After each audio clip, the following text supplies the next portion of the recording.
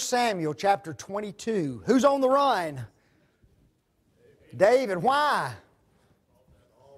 Saul's after him. Why is Saul after him? He wants to kill him. Okay. I always have to ask a million questions to get down to the root on there with this group. Why does he want to kill him?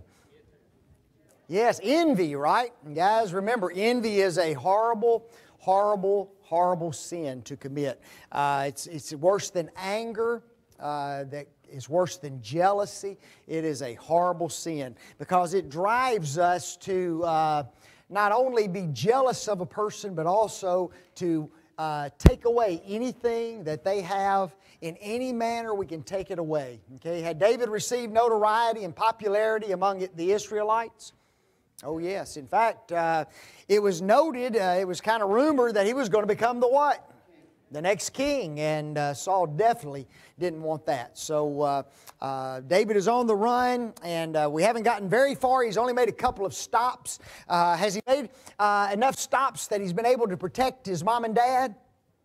Yes. Where did he put them? Yes, in the land of Moab with the king there. Did he have ties there? Yes. Through whom?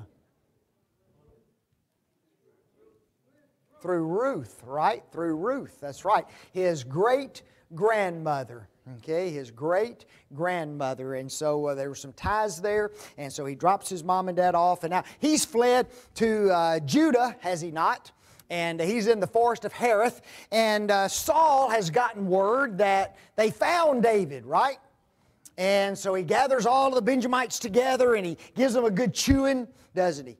Makes them feel sorry for him, and now he's about to go to the place where it's heard that David is, or at least it's heard where David has been. Where is that?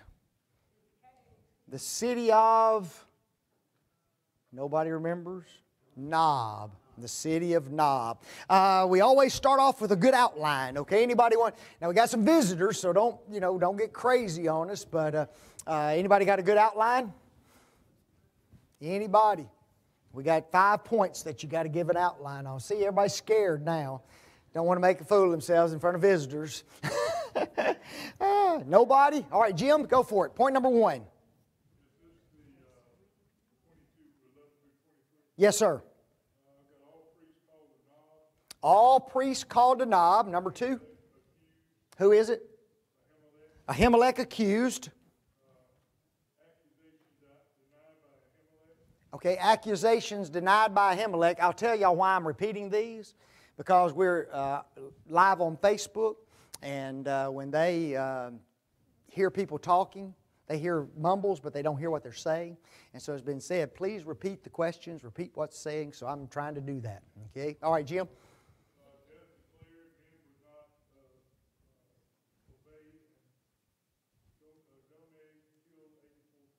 Okay, death declared, and then Doeg kills the priest. Wow. All right, anybody else want to give an outline? Nobody? All right, go for it. Saul gathers the priest. Okay, Saul asks questions. Okay, Ahimelech speaks highly of David. Ooh, Doeg kills 85 persons. Yes. Be all right? Okay. Abiathar told David of the killings. Good stuff. I've got 5 points. Number 1, the call to Ahimelech. Number 2, the charge against Ahimelech. Number 3, the counter by Ahimelech. Number 4, the condemnation of Ahimelech. And number 5, the circumvention of Ahimelech's son. Okay, so that's where we're going today. That's what we're talking about in these 5 points. So let's get started with our questions. Who did Saul assemble together in Nob? There's 3 points that he makes there, doesn't he? Then the king sent to call Ahimelech the priest, the son of Ahitub, and all his father's house, the priests that were in Nob, and they came to them to the king. Okay, so we've got who? We got Ahimelech, his father's house. All the priests that were in Nob are now gathered where? In the front of Saul. here's my question. Who is the only priest that we're told that David interacted with while he was there? Ahimelech. He's the only one. Okay? He came to the high priest, asked him if he had bread. Well, the only bread we have is the holy bread. Do you have a sword? Yeah, we've got Goliath's sword. And he's the only one that I know of from reading the biblical text that he talked to. Yet when Saul comes to Nob, who does he assemble together? All the priests. Why not just Ahimelech? Why all the priests? Folks, this is a part of this stuff called anger and rage against another person. Okay? Be careful of hatred in your hearts. All right? It's very dangerous and it's very evil, isn't it? At least it can be. How did Ahimelech answer the call of the king? Ah, there you go. Here am I. And Saul said, Hear now, thou son of Ahimelech. And he answered, Here am I, my Lord. Now notice a few things. He answered him, number one, immediately, didn't he? Number two, he answered the king with his presence. He didn't send somebody else in his stead. And he answered him respectfully, didn't he? What did he refer to him as? My Lord. Guys, the reason I make mention of this is that Ahimelech is respectful and obedient to his king, isn't he? Okay? Now, he's going to be made out to be something other than that. But when you see him, he's very respectful, very obedient, and is, right there for whatever service the king needs. Okay? There's no evil in the heart of Ahimelech. True or false? Saul charged Ahimelech of conspiring against him. True. And Saul said unto him, Why have you conspired against me, thou and the son of Jesse? Is that word conspired a big word? Does anybody remember what it means? Remember, Saul has already accused his soldiers of conspiring against him. And it's the very same word that he had used earlier. Does anybody remember what it means? To conspire against? Plan against? The word, remember, literally means to tie together.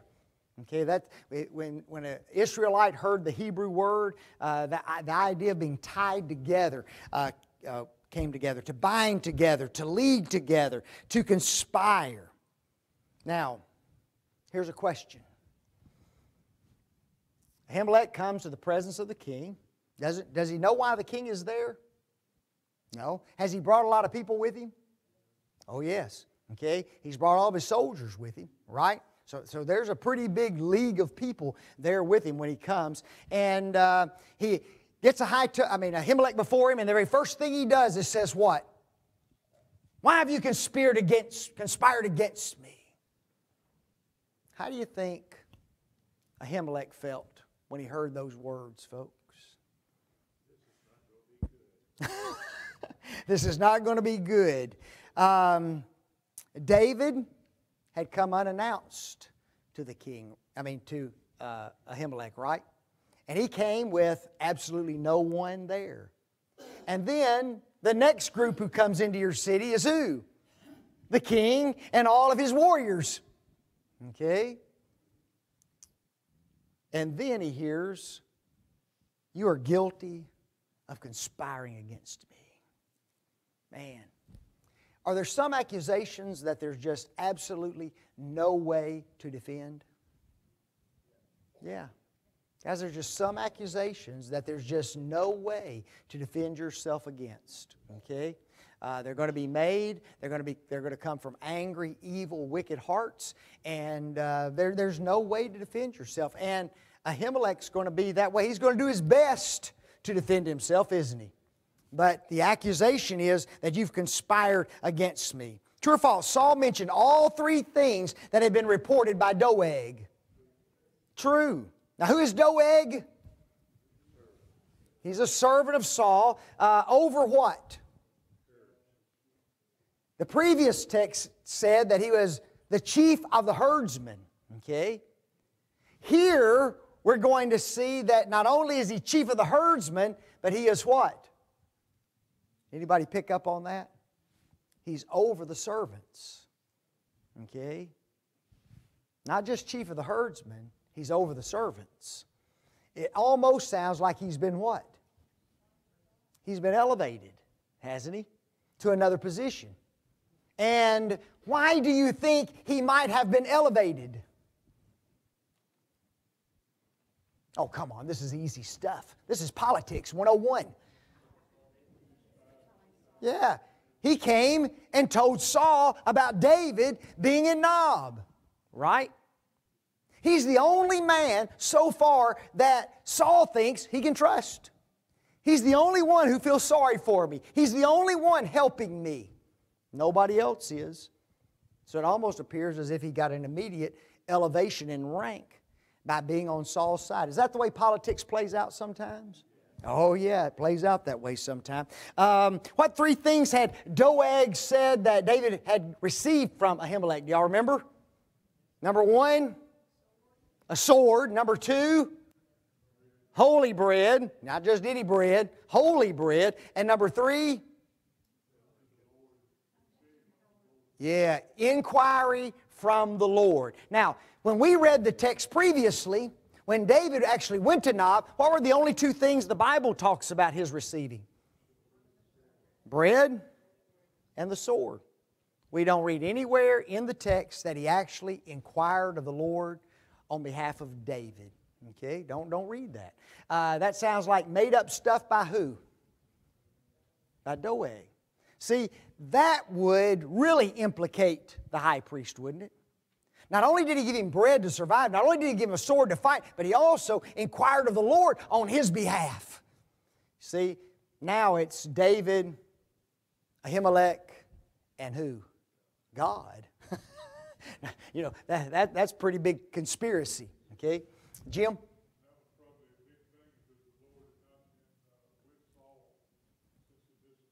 Isn't that true?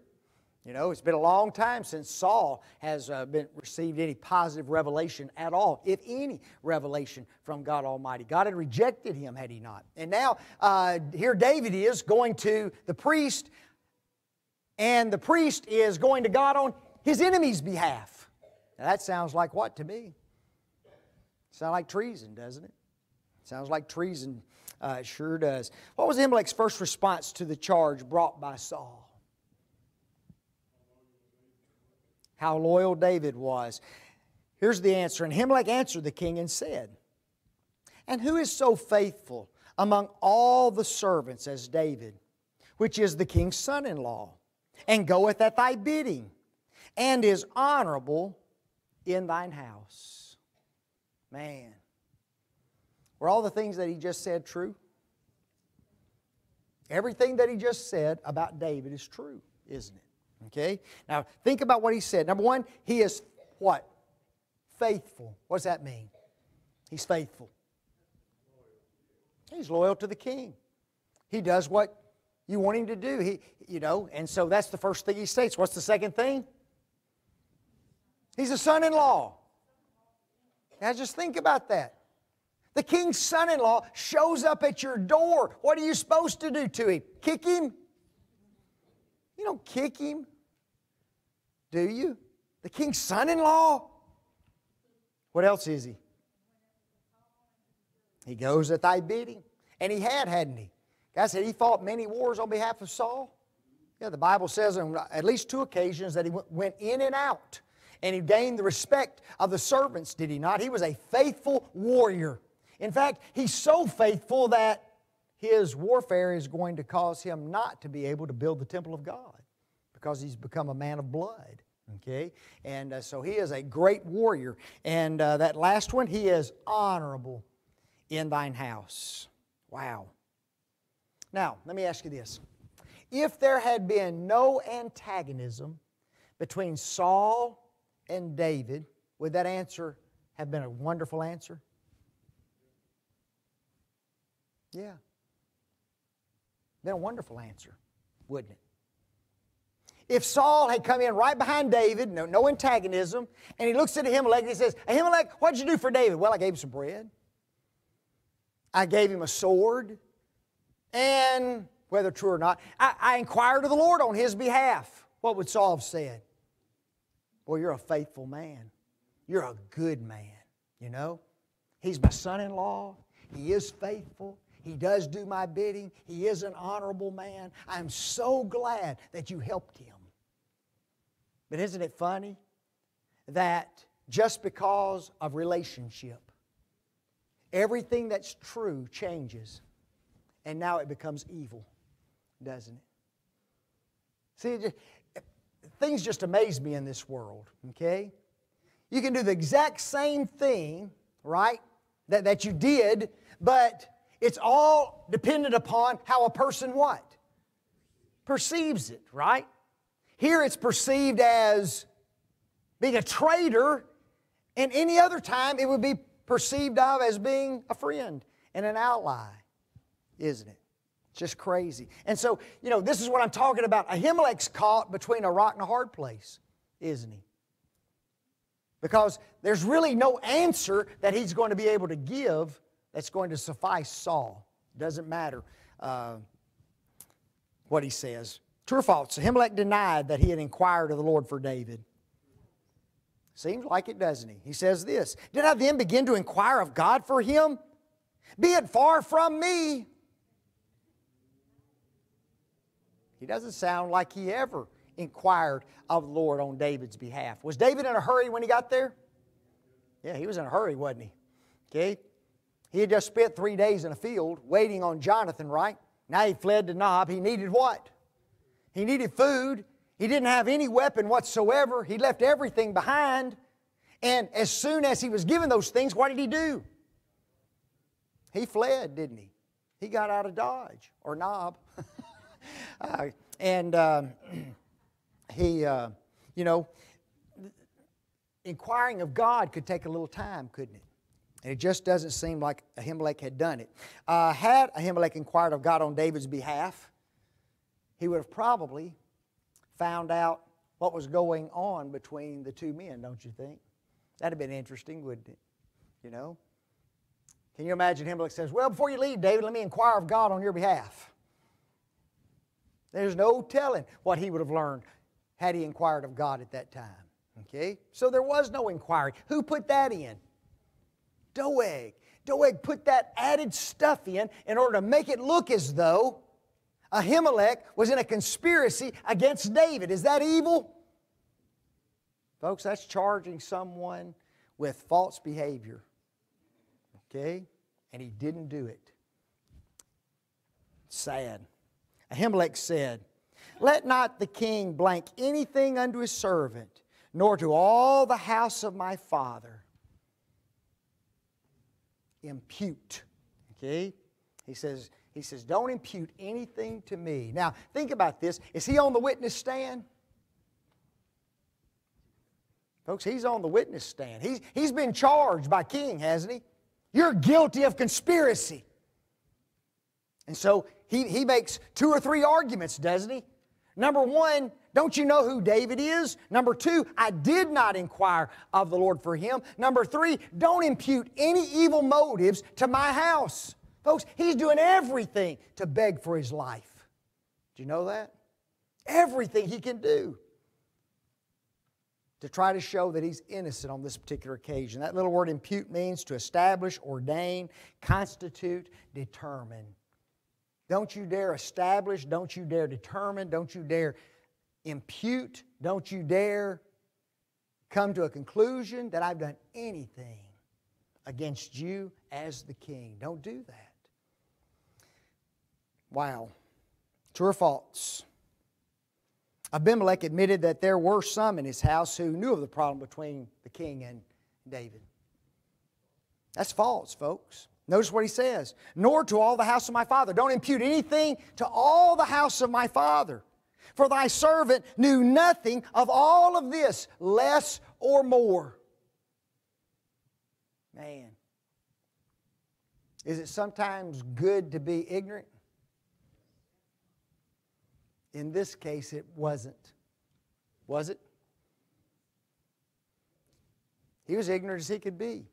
That's what he says. We know nothing about any of this stuff that's going on. And yet, it's not going to matter, is it? You see, had he known of the problems between David and between Saul, when David got there, could he have rejected David? David, I'm sorry, man. You know, right now you and your dad got some problems and y'all need to work that out. Okay? I just can't have you around here. Bad things could happen, right? But you see, he didn't know any of that. All he knew is the king's son had come to his presence and needed help. And he gave him assistance. It's amazing. What was the king's sentence against Ahimelech? Death. And the king said, "Thou shalt surely die." Is that statement made many times in Scripture? Oh yeah. Thou shalt surely die. And Brother Rex Turner, Sr., he's dead now. He did a lot of study on that phrase, "Thou shalt surely die." And what he found was every time that phrase is mentioned in Scripture, it refers to a violent, bloody, physical death. Okay, thou shalt surely die. Okay? Now, the reason I say that is because of Genesis chapter 2. In the day thou eatest thereof, thou shalt surely die. God pronounced a violent, bloody, physical death on Adam and Eve. If they did what? Partook of the fruit. Did they die that kind of a death? Did they die that kind of a death? Come on, folks. Y'all know the Bible. No! Didn't die that kind of a death. So the question is why? If that phrase every time means a violent, bloody, physical death, why didn't Adam and Eve die that kind of a death? Because God had a plan to redeem fallen man. Okay? You see, every one of us, the soul that sinneth, this shall die. Every one of us deserves to die a violent, bloody, physical death. Question, did Jesus die a violent, bloody, physical death? Guess what He just did? He just paid the price for your sin and mine and the sin of Adam and Eve in the garden. Thou shalt surely die. We didn't have to die. Why? Because Jesus died that death for us. Right? See? That's just good stuff right there. Okay? If that don't give you tingles, something's wrong with your tingler. Okay? I put a note down here, and it says this. Apparently, Saul did not believe Ahimelech. You think that's true?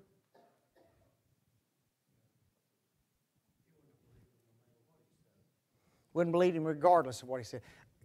Well, let me ask you this. Could he have believed him and yet that didn't matter? Have you ever seen somebody pleading for their life and you think they're guilty and they're pleading for their life and yet in your mind, in the back of your mind, you know, he's probably telling me the truth here. You know, that happens to parents sometimes. You know, we come down pretty hard on our kids and our kids screaming for their lives like Ahimelech was for his, you know, because they're about to surely die. And yet in the back of our minds, we kind of think, you know, he may be telling me the truth, right? And yet, for some reason, we go ahead with it. Well, there's where Saul is. He doesn't care. Okay, whether he thinks he's innocent or whether he thinks he's not innocent, it just doesn't matter. His anger toward David was so great, even the appearance of assistance meant the death sentence to all who rendered such. Saul, watch this, is going to make an example of who? Of Ahimelech. Folks, that's what this is. Has Saul been good at making examples of things? Oh yes, remember when he needed a fighting force on one occasion? Cut up the oxen, sent them throughout all the nation of Israel. If you don't come fight, this is what's going to happen to your oxen. Uh-oh, he's serious, man. Well, if I find an individual who's rendered any assistance to David, the very first one, right? Since he's fled from my presence, if anybody assists David, look what happens to you. Guess what he's just made? He's just made it hard on David, hasn't he? Now think about that. These are priests of God. These aren't just average, ordinary Joes. This is the high priest of God, right? Folks, he is the supreme authority as far as religion goes in the nation of Israel. And what does Saul do? I don't care who you are. You assist David and what happens? You die. Man. Who did Saul command to slay the priest? Yes, his footmen is what it says, doesn't it? And the king said unto the footmen that stood about him, Turn, slay the priests of the Lord, because their hand also is with David, and because they knew when he fled and did not show it to me. Did you hear what he just did? For what? Listen to how it says. Because their hand also is with David. And then he adds this. And because they knew when he fled and did not show it me. I think Saul knew Ahimelech's innocent. You know that? I think he knew that Ahimelech was telling him the truth about not knowing what's going on between him and David. Okay? But because you let him go, see, now I'm going to add to this, right? It's not just that you assist, you let him go. And you didn't tell me that he was here. So guess what? You die. See, there was no way out for Ahimelech and the priest on that occasion. The word footman means to run. These were the runners, the post. They surround the king and carried out his bidding. If there were certain messages the king needed in order to get to certain places, he had runners, footmen, that surrounded him, and he would give them a message, and guess what? Off they would go. And he commanded his footmen to kill the priests. True or false? The footmen slew the priests of Nob with haste and with a great slaughter. False. Colin DeLitch writes this. The sentence was so cruel and so nearly bordering upon madness that the footmen would not carry it out but refused to lay hands upon the priests of Jehovah. Let me ask you this. Who are these guys, these footmen? Are they soldiers? Okay. Are they warriors? Are they trained to fight? Do you think they've put other people to death? Okay. Guys, to me, it's not the cruelty that kept them from it. Okay. It's not the cruelty. They put many people to death. And if they really thought that Ahimelech and the priest had really done this act, guess what? It'd been no problem for them to take a sword and chop off a head or two. Okay? They were used to that kind of killing. They'd done this kind of killing. That's what they were trained to do. That's what they were paid to do. And yet they refused to do it. It wasn't the cruelty of the act. Guess what it was? If it wasn't the cruelty of the act, there's only one other thing that would have kept them from doing it. It's the innocence of Ahimelech and the position that they held in the nation. Okay? Kill the priests? We're not killing priests. And these priests are what? These priests aren't guilty of this. Can you imagine how Saul must have felt that day? He gives a command and not one soldier steps up to do his bidding. Well, I tell you what, this has been one ticked king. You know what? I'd have forgotten about Ahimelech. You know what? I'd have had those men put to death, wouldn't you? It's a wonder that he didn't have those individuals put to death.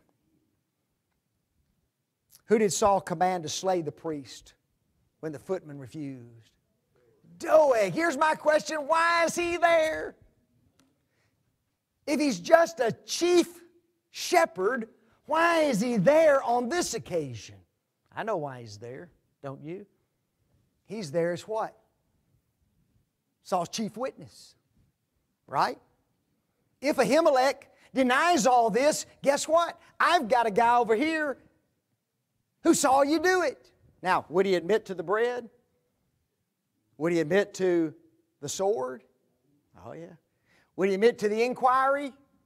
No. Now it's whose word against who? Ahimelech versus Doeg. And who does Saul want to believe? Doeg. It's easy, isn't it? You know, you're lying.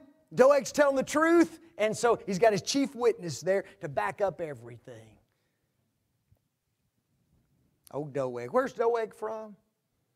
Anybody remember? He's an Edomite. Remember, where is Edom? South directly south of Judah. Who are the Edomites? Yes, Esau's descendants. Has there always been antagonism between Jews and Esauites? I put it that way so you'll remember who they are. Okay, yes, there's always been antagonism. You think Doeg loves Jews very much? Nah, he doesn't love a Jew that much. How many priests did Doeg kill that day? And Doeg the Edomite turned and fell upon the priest and slew on that day 85 persons that did wear the linen ephod. 85 priests. I'm always amazed at how clean the Bible tells these stories. You know what I mean? How clean. Well, he slew 85 priests with ephods. Guys, that was a bloody mess. Did you know that? We're talking about taking swords and stabbing these people, chopping these people, doing anything he could. Some of them may have been running from him and he just slashes their back. Whatever he can do to kill them, he slays them, doesn't he? It was a bloody mess. 85 priests. I put down this lesson. When evil rules, evil men will always have others to do their bidding. It's true, isn't it? You know, all of his footmen would not do it. But guess what? He had one who would. There's always somebody standing around willing to do evil. Larry? Do you think the priest resisted? There was 85 to 1. Me, no. They didn't have any swords, though, did they? Remember in Nob, there was only one sword, wasn't there? You know? And they very well may just not have resisted. It very well may be that the quarters in which they had assembled. Okay, Saul, once he got those quarters, he stationed his men around, you know, that assembly hall or wherever they were, and nobody could get out, right? And so, you know, as far as how it occurred, you know, all we know is he killed 85, didn't he? Jim?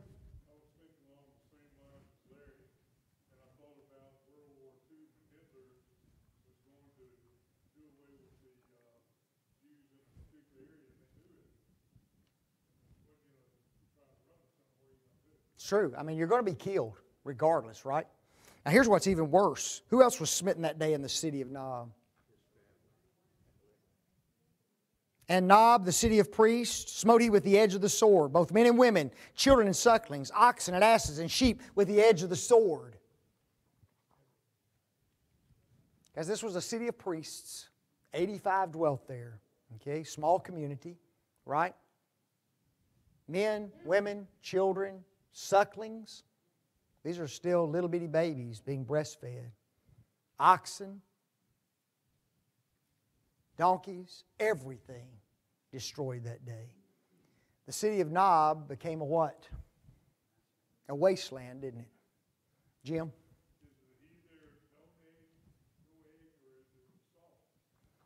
I believe it's Doeg, just myself. He was the only one who would fight.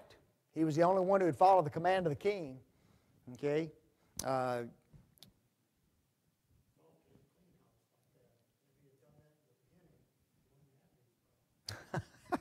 Yeah, Saul wasn't too good with a spear, was he, and sword and things. I just put this down. The complete annihilation of those of the city would be a very strong message to any man or woman who would think about lending support to the fugitive David. You think that stuff got around pretty fast, that news? Got around quickly, folks. Who escaped from the city? A man by the name of Abiathar, didn't he? Abiathar. Who is he? He is the son of Ahimelech. Who did he go to? He found David, did he not? And when he got to David, he hid everything from David about what had happened, didn't he? False. He told David everything that had happened. True or false? David knew Doeg would do it. True. Listen to what David said. David said unto Abiathar, I knew it that day when Doeg the Edomite was there that he would surely tell Saul. See, David knew who? Doeg. Because, see, David had been what? A servant in the house of Saul. He knew this servant, didn't he? He knew this man. And he knew the kind of character this man has. He's a what? He's an opportunist, isn't he? That's what he is. Okay? He's a brown noser. He's a snake in the grass, isn't he? He's a yes man. And David knew it. Tell you what. Now listen to what David says. I have blanked the blank to all the persons of thy father's house. I have occasioned the death of all the persons of thy father's house. Folks, that little word occasion means to be the cause of. I am the cause of the death of all thy father's house. Notice this. Even though he never intended to bring the death of the priest, it was his visit to the city that was a part of the occasion of their execution. David was the kind of man who could assume his portion of the responsibility. And folks, that marks a good leader. Now the lesson is this. We don't live in a vacuum. And folks, all that we do can have an impact upon others, negatively or positively, can it? What did David instruct Abiathar to do? Run for his life, right? Stay with me. Yes, stay with me. David assured Abiathar that he was in safekeeping with his men. True. For he seeketh thy life, or he that seeketh my life seeketh thy life, but with me thou shalt be in safeguard. How many men did David have around him? 400. You sit right here. And guess what? Why did you think David was so certain that he was safe? Okay, God was with him. But he had also been what? Anointed to be king of Israel. Is he king yet? No. But he's going to be. And he knows that. You're talking about faith, aren't you? You're talking about faith. David's a man of great faith. And he's a man of great integrity, isn't he? He assumes his responsibility in this. If I just never gone to Nob, none of this would have happened. But I did, and yes, I'm part of the reason your father's house have died. Safeguard. To watch the act of custody, century. Preserving. He would officially join David and his men in Keilah. And once with David, guess what? He would be in safekeeping. What's interesting is Abiathar is going to team up with David as his priest once he becomes king. And he will serve David faithfully all the days of his life. Okay, so a good relationship for David came out of this evil that transpired in the house of Ahimelech. Questions, comments, anybody? We got a wicked king, don't we? On the prowl. Man, all right.